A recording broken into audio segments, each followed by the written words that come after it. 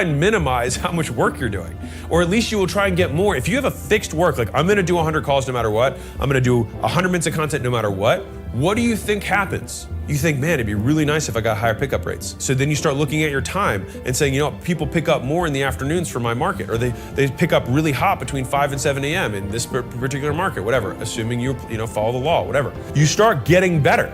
You start looking at the data. You start saying, like, if I'm gonna do all this work, I might as well make it worth it, right? But you have to put yourself in that pain of the lack of leverage, the pain of it being inefficient, but you have to keep it there, because what happens otherwise is like the weak-minded, the weak of will do 100 for one day or 2 days in a row, and they'll say, I didn't get the result I wanted. So it's like, duh, of course you didn't.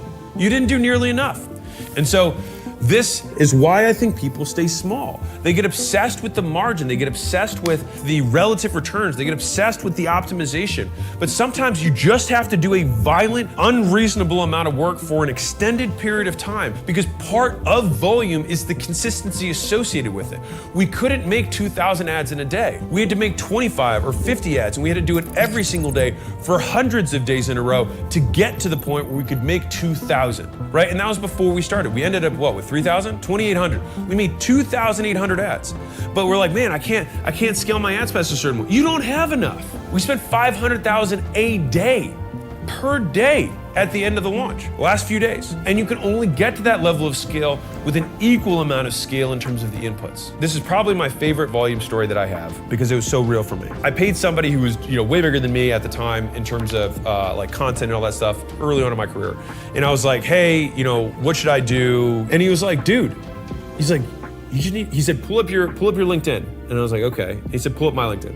And he had made 10 posts that day, and I had made one. He was like, okay, pull up Instagram. Pull up your Instagram. He had made 3, I hadn't even made one that day. And then he said, pull up your YouTube, pull up my YouTube. And once we did this 2 or 3 times, I was like, I get it.